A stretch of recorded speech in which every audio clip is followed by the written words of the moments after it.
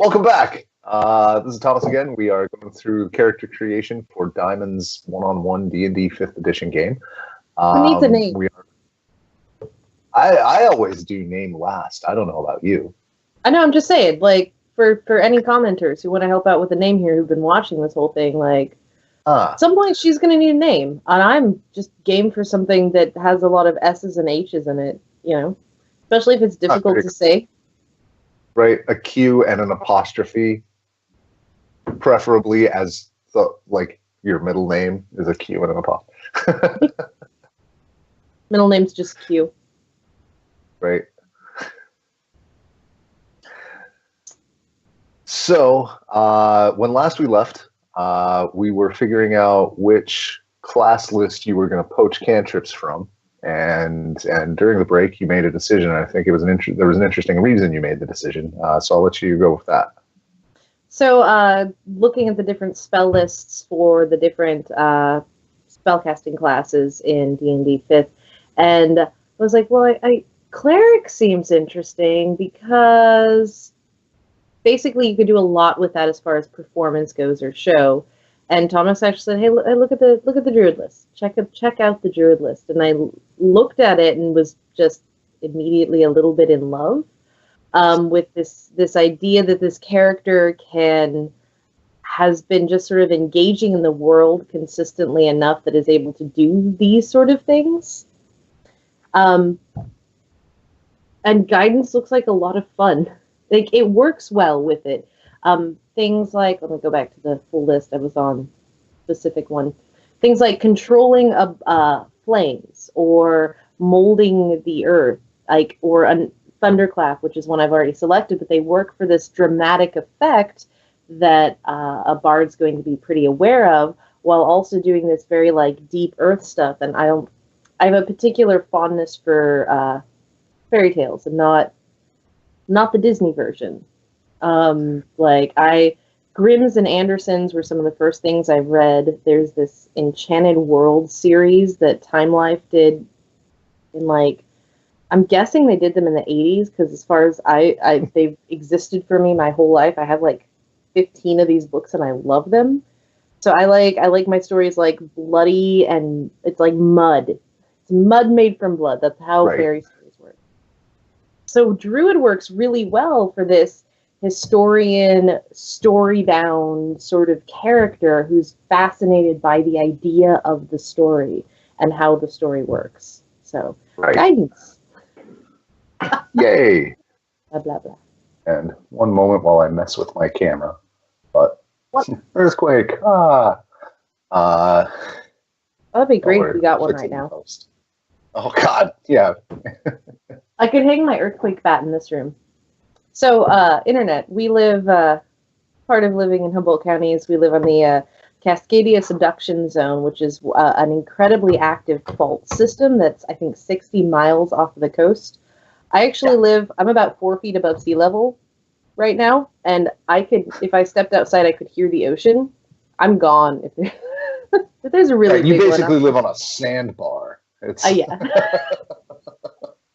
Great. Right. I wisely live inland a little bit because tsunamis are a thing where we live. But he can't just walk to the beach. I can just walk to the beach. It takes 5 minutes. 10-minute drive. 10-minute drive to not die. Just saying. But it does mean that there's actually a potential that if you watch this for long enough, there will just be an earthquake. Yeah.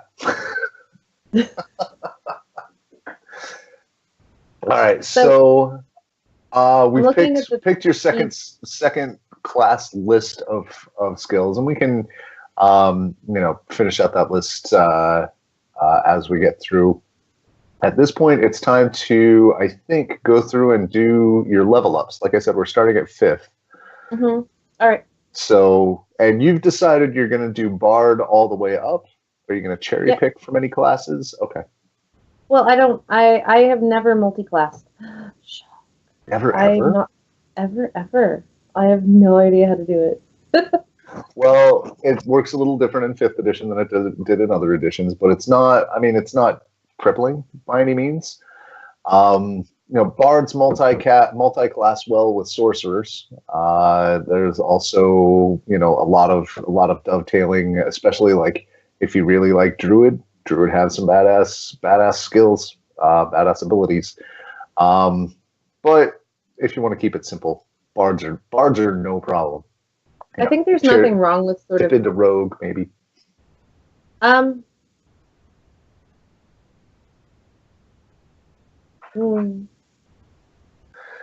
I like the idea of being a super bard. Okay. There's no need to multi-class the way you've got your stuff set up.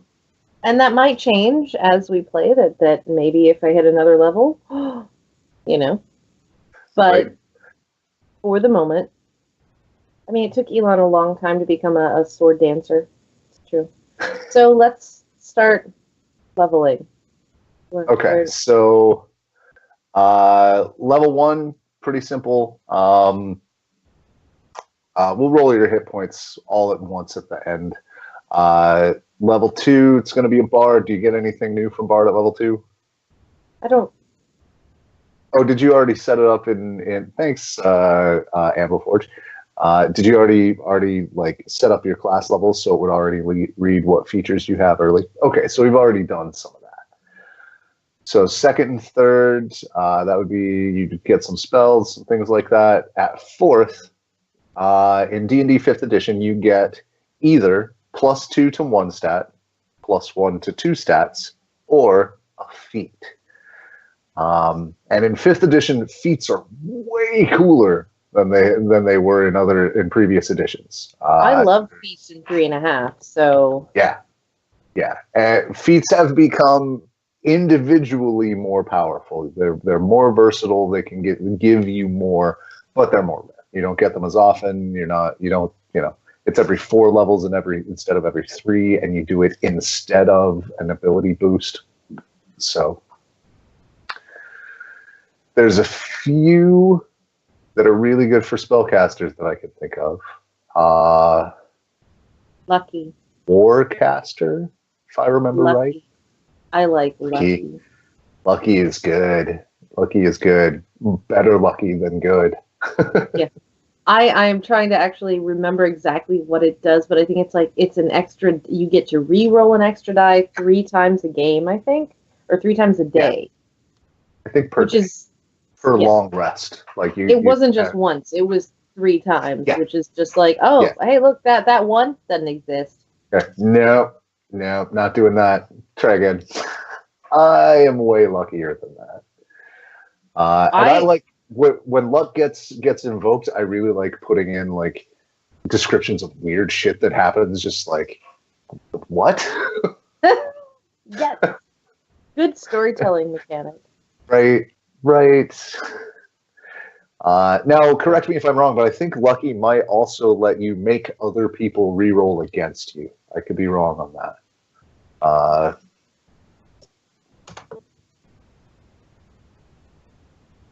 Checking it.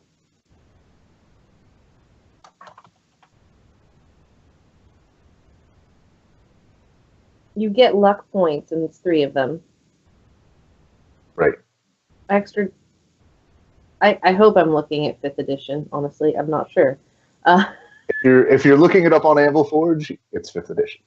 I'm not. Oh, is there a place I can look up feats on? Yes. Thanks, Anvil Forge. If you go down on the first page to where the feats are set, it has feat selection. Yeah. And below that, it has feat lookup. It does. Okay. You have inexplicable luck that seems to kick in at just the right moment. I mean, and this is good storytelling. Come on. You have 3 luck points whenever you make an attack roll, an ability check, or a saving throw. So most of the time you're going to roll dice. You can spend 1 luck point to roll an additional d20. You can choose to spend 1 of your luck points after you roll the die, but before the outcome is determined. So it's re-rolling.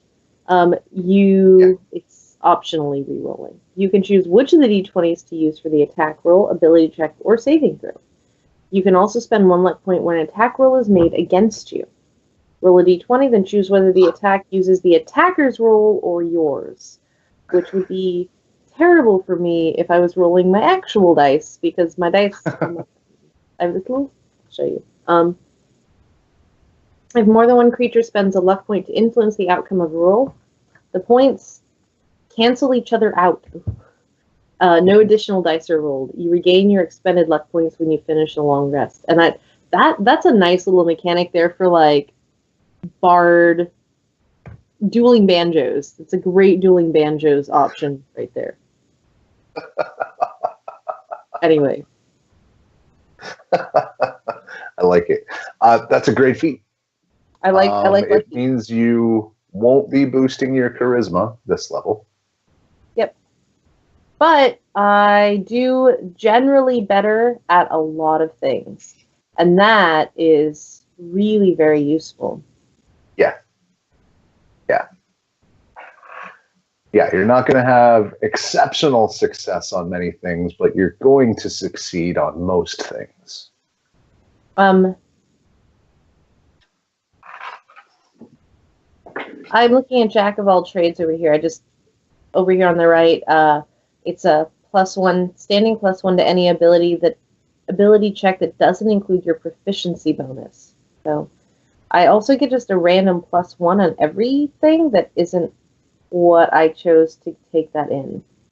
That's more useful for characters that are less skill heavy, because you have a lot of proficiency points. It's true. No, whereas, I mean, I have it. I just have Jack of all trades. Oh, that's the thing that I get. Okay, never mind. So even the stuff you're not good at, you're okay at. Okay.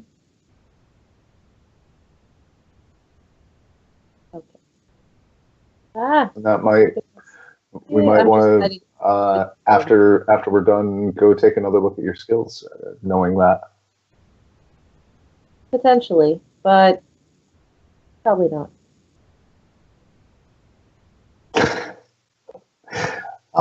Any other feats that catch your eye? Not as much as Lucky does, and I did recall obsessively reading the feat list because it was a really big decision. But I might have just accidentally closed it. Oh, there it is. And a lot of them are really cool. Observant is really useful. Forecaster, as you stated, like, these are great, but I think that Lucky being available to every situation is really helpful. Now, if you were going to, say, play a halfling and get a Lightfoot halfling, who I think also gets a luck bonus. Their luck is such that if you roll a 1, you automatically re-roll it. They never suck that hard. Yep. And that is a good place to live. Yeah. Yeah, way better lucky than good. Yeah. All right, so we've got excuse me. All right, so we've got your feet settled at 4th level. Anything else you get beside hit points and some +1s to your proficiency at 5th? Is there anything else you have to choose? It doesn't say anything like that. I do have, the spells we already got there. All right. So I'm going to pull out. There's like a spell I get, sort of, Songs of Rest. It's not exactly a spell, but yeah. Yeah. It functions in-game kind of like a spell, but it isn't one I have to take a space for. I can just always do it.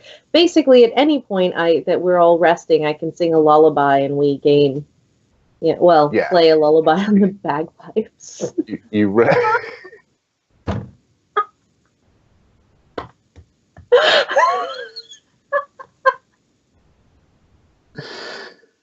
Wow. Oh my god, I'm gonna have to bagpipe lullaby. Oh, I love it. I love it. I'm trying to think of like any lullaby that would work for, like, I can't think of anything I've played on the bagpipes that would make me fall asleep unless they were like a mile off. But it's magical. Because like over the next hill with a little echo in it, like, you know, that's great bagpipes. Right here, I can't sleep through this. But and yet, it'll be like Great Balls of Fire or something. Fantastic. Anyway, so it's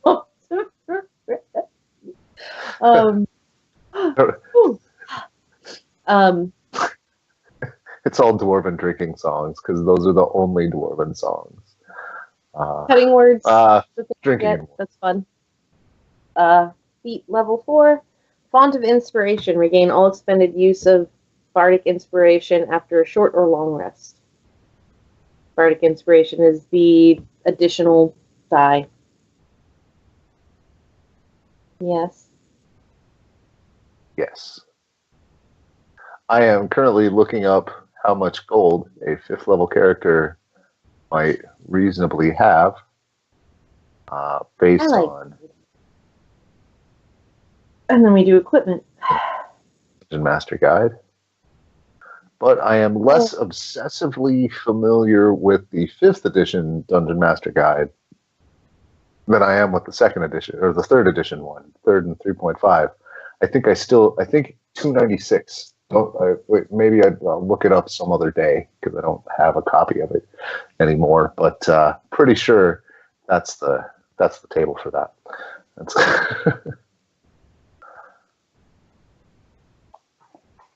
Because we haven't done any gear. Yes, and that will be our next step. Kind of our last step, really. At 5th edition or 5th level, you're not going to have a whole lot of magic gear. You might have 1, maybe 2 items. I'm pretty sure 5th edition is a little magic light when it comes to that.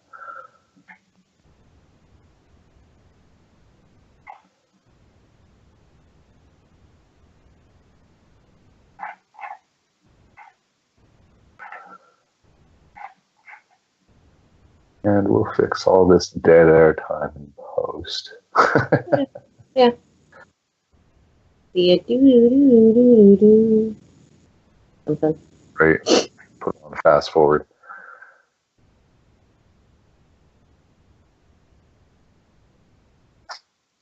However, you will definitely have like some basic equipment. You might want to choose a weapon type, decide what kind of armor or if any armor you wear, etc. And then we'll see if you can, if you're able to upgrade those at all. Question. Yes. I'm looking at Magic Stone, which is a bonus action casting cantrip for druids. If I use that with a sling, is it an additional attack bonus? Because the sling stone will do damage. So. And then casting the spell in the stone will make it do more damage? I believe so. I think you can use it specifically, unless it says you have to throw it as part of the spell.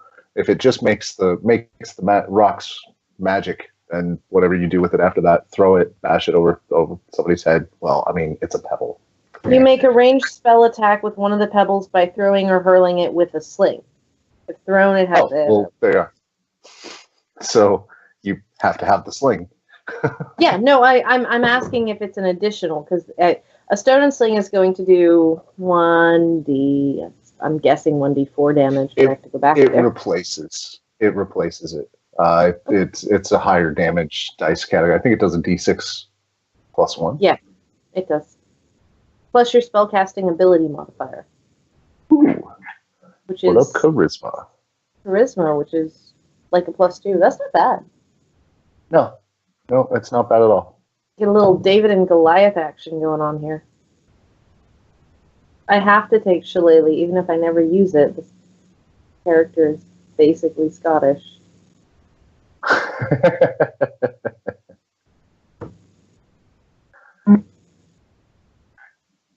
I found a bagpipe lullaby.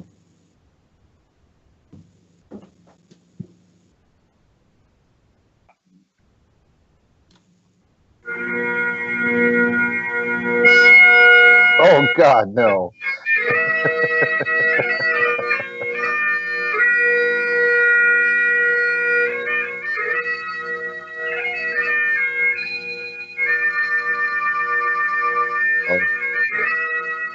Here's another one.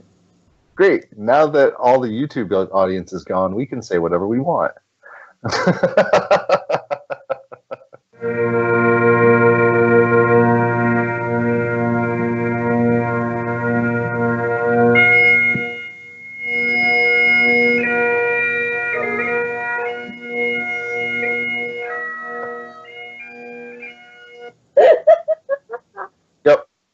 Yep. At no point would I imagine that that is going to give me a better night's more restful sleep.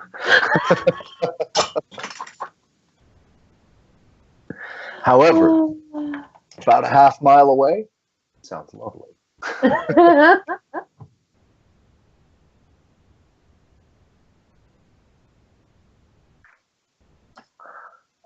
unfortunately, my eyes are not cooperating with me today. So, what am I looking for? I was reading the starting gold tables, because we're starting at 5th level. I'm trying to figure out how high.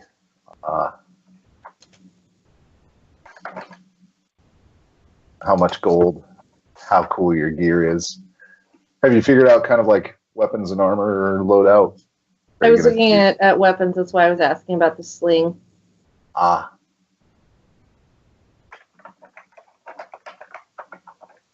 9,000 GP.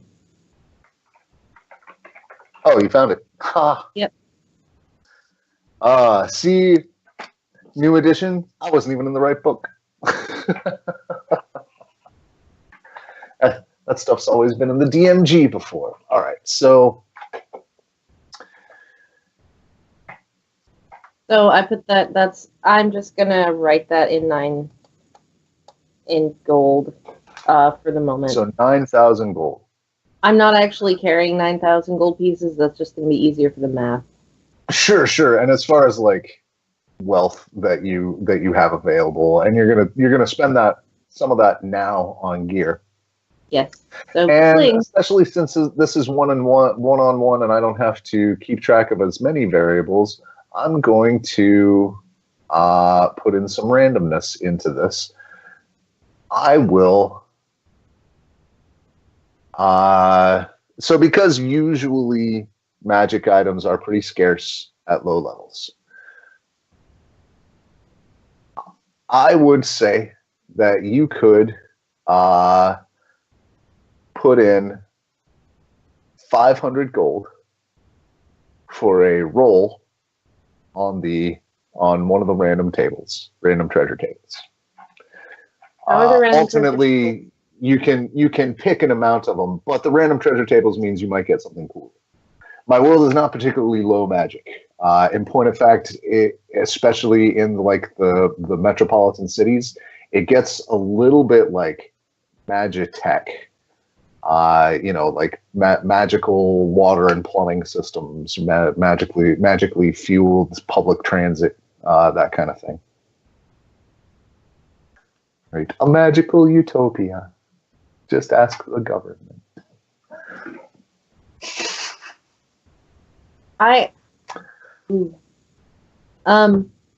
Yeah.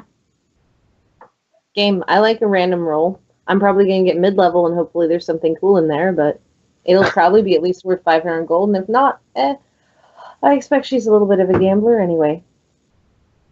And there's several tables you could roll on, and I'm going to find them. Random treasure items.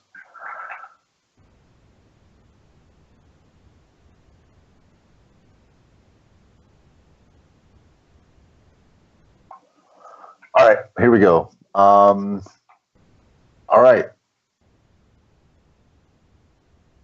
Go ahead and roll 1d100. Please. Un momento. Why you do that?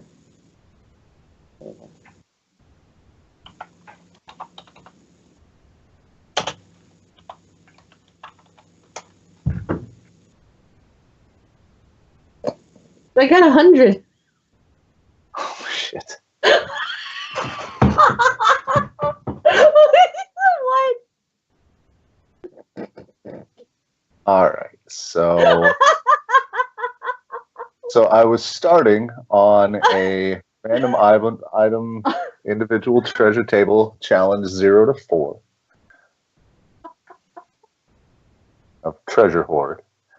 So that is roll once on magic item table C. See what's on table C. It was an excellent time to roll 100. I don't think it's a bad time.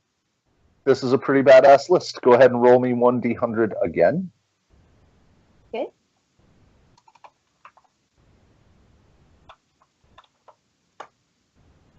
$26. 26.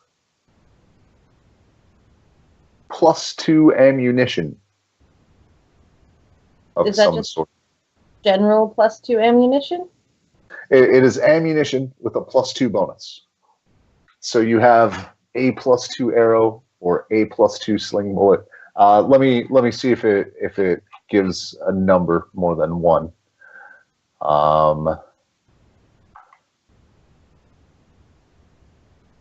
Ammunition. So, yeah, any ammunition. So anything that is flung as a projectile from another thing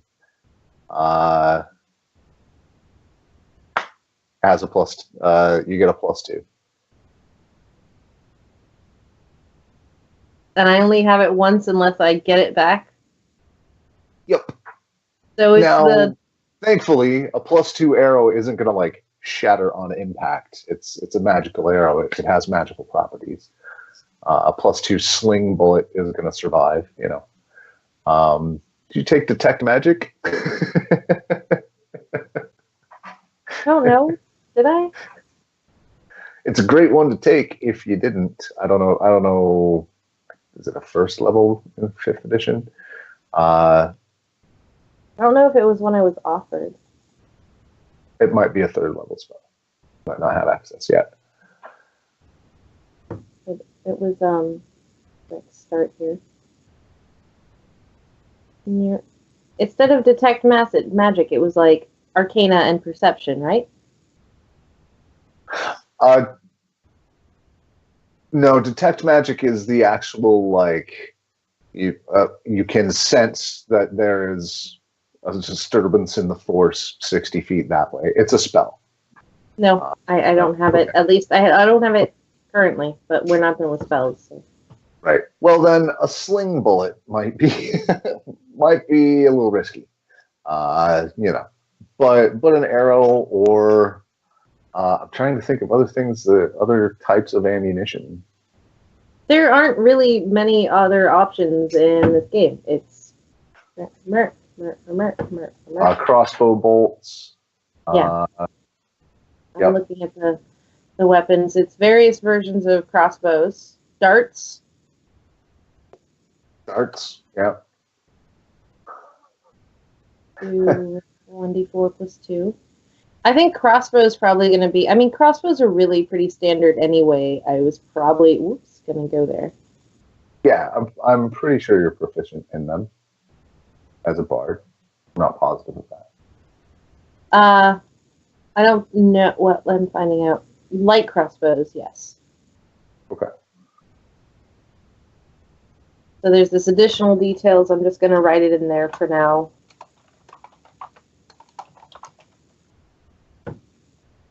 Oh, man. What?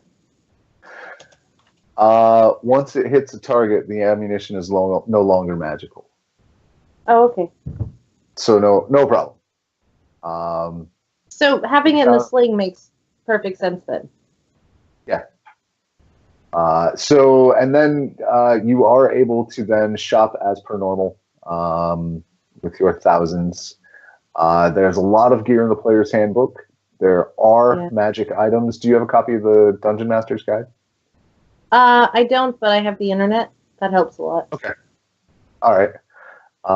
So you might take a look at some common bard items and or weapons. I'm proficient in mage armor. Mage armor, I think, is a spell. What? Mage armor, I think, is a spell. I'm being just... Oh, it's on the drop down. In it. I was, yeah. Thanks, Anvil Forge, for being thorough. Yeah. So, magic items that are going to be easily available and useful for you may include wands. Oh, this has wands. Yes. And I assume they're like charged wands. They have a certain number of spells on them, and no? Give me... Not anymore. Most of them have charges per day now, like 1, 2, or 3 charges, and you can expend them individually or all at once. So it's no longer like I have 50 charges, and if I expend one, it's gone forever. It's really nifty. There may still be wands like that. Again, I'm not as encyclopedically familiar with 5th edition than previous editions yet. You've practiced. Right. Yeah, well, when I learned those systems, I wasn't like a grown-up with multiple businesses and children.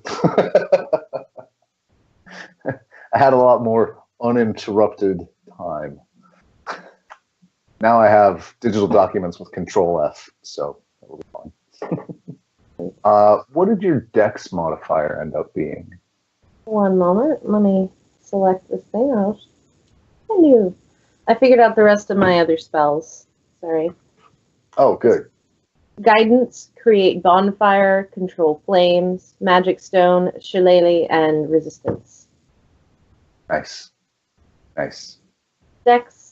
Druidcraft? You didn't go for Druidcraft? That is Druid. Oh, I didn't go for Druidcraft.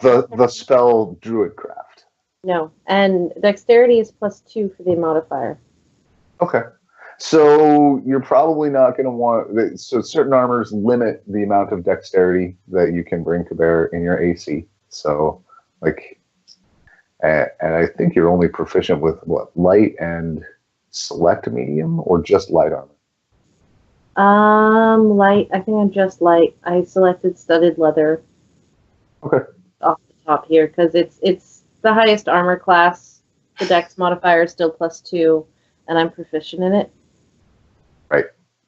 So I'm wearing a punk jacket. It's great. You're a punk rock bard instead of a heavy metal bard. Punk rock bard with like heavy metal bagpipes. I'm gonna go to a Rancid show. It's gonna be great. Oh God. What? Complete with a bad attitude. Is that I have is that what I'm gonna have to GM here? I'm way more friendly than that. It's hard for me to not be that friendly. Also, whoa, you're right. Druid crafting looks really kind of interesting. I thought maybe you had missed it. Jerk face. No, I had a decision made and I was fine with it. Uh-huh.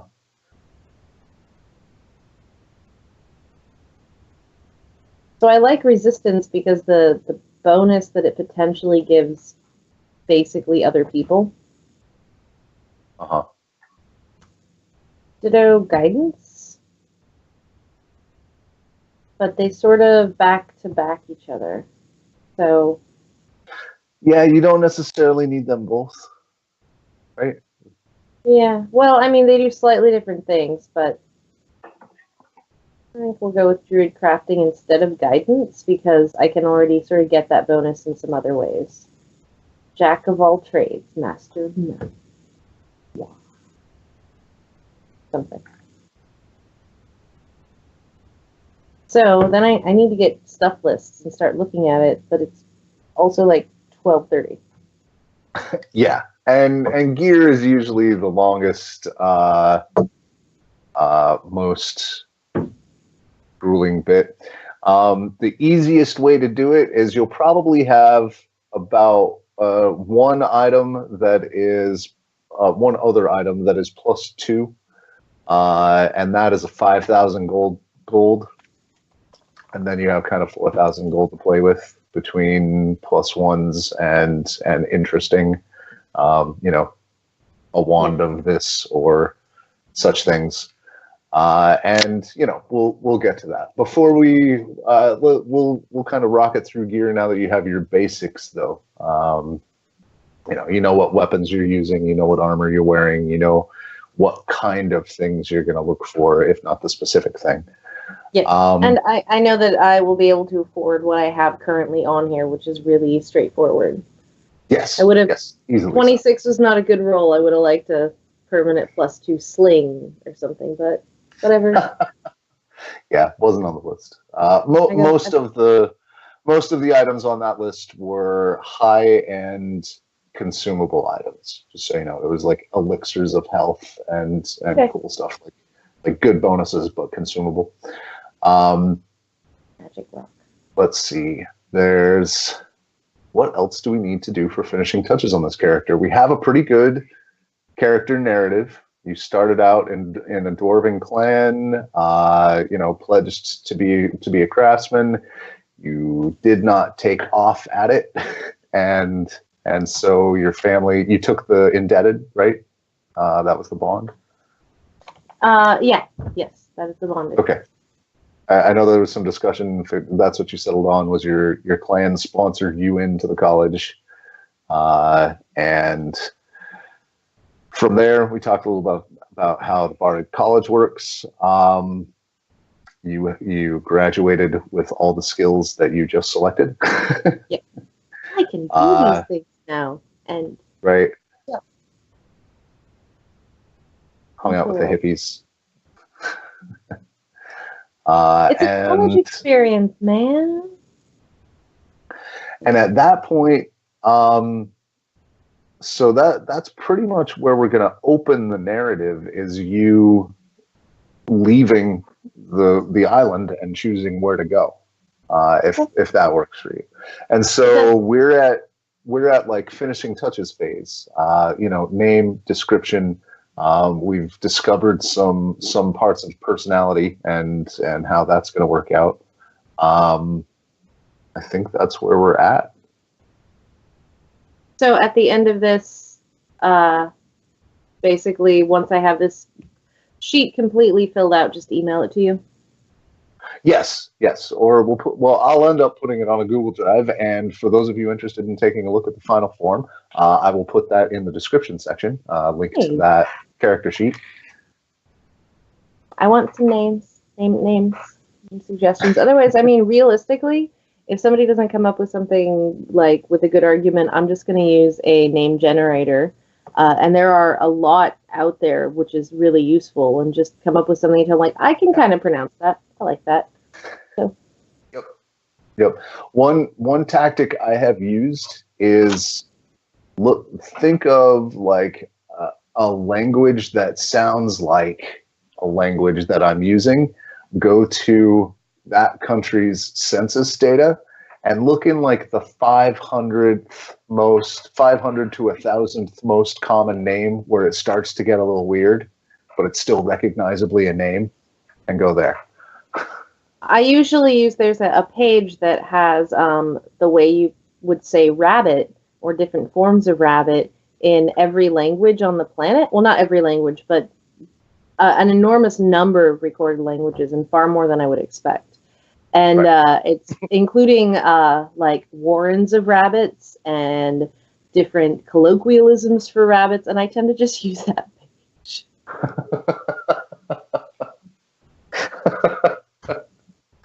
Well,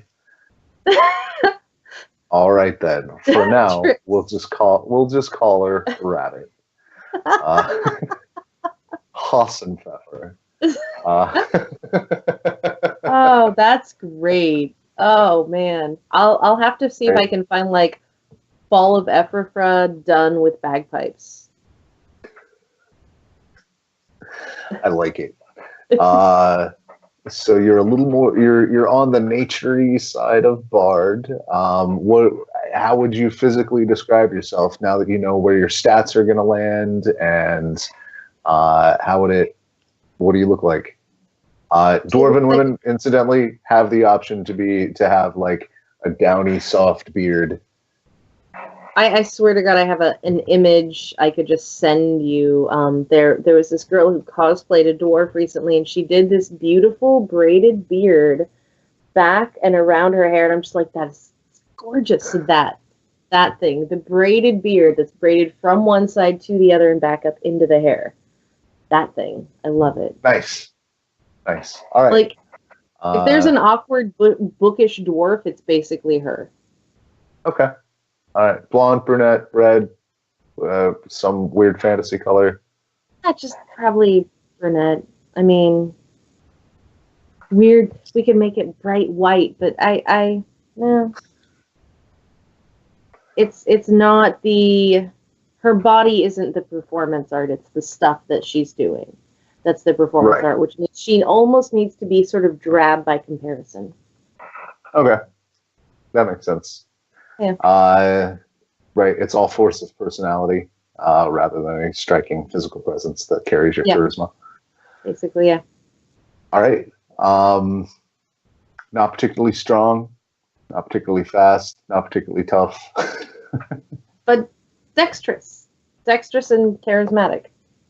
Right. What did your intelligence hit? Just out of curiosity. I think 11. Is that one of your 11s? Okay. So of just the top end of average. Like you're a C+ student. Yeah. That's, let's see. Mode of dress. How do you usually, like, are you extravagant? Are you I think that culture? dress with the specific idea of being able to blend in many situations. So not high on the extravagant, not high on the like travel-y poor, but just like the equivalent of I'm wearing, nice pants and a t-shirt sort of thing. Like I could go whatever to business casual for the realm is. I could go to a dive bar, or I could go to a nice bar, and I wouldn't look out of place. Right. Which gives that middle ground is a bigger range of people. So. Okay. Fancy leather work, though. I think she's a little vain about the fancy leather work. Okay. Considering that she can do it. Right. Has a lot of like interesting etchings in her drum. A lot of like interesting stamps. Other things of note. Did you decide to go from the Dwarven nation, or from an enclave of dwarves within the Republic, or from the Dwarven even nation. more form? Okay. From the Dwarven nation. All right. And then, I don't know, any questions for me about the world and your place in it? Not at this juncture. I expect that the first gaming session, like actually gaming session, there's going to be a lot of like, okay, time, like out of character. Wait, what? Right. Well, what I'll probably end up having you do is make like you took history expertise, so welcome to Exposition Town. You're going to get a lot of that. So usually it'll be a history roll to figure out how in depth your knowledge of a specific thing goes. The same thing would go with like religion or arcana or other of the knowledge-y type skills, nature as well. And so. Yeah, the exploration and discovery and what your character knows versus what you find out. Okay. We all will be revealed. No, some will be revealed. There have been a lot of games over the last 15 years since I touched off this world, and at no point has anybody gotten to the end of the secrets. Well, and that's a good kind of world to exist in, that allows you to continue using it, because if you had a surface level, it would get boring for everyone quickly. So, Yay, thanks for being an overachiever. No problem. Well, I think then we're probably going to wrap up this recording session.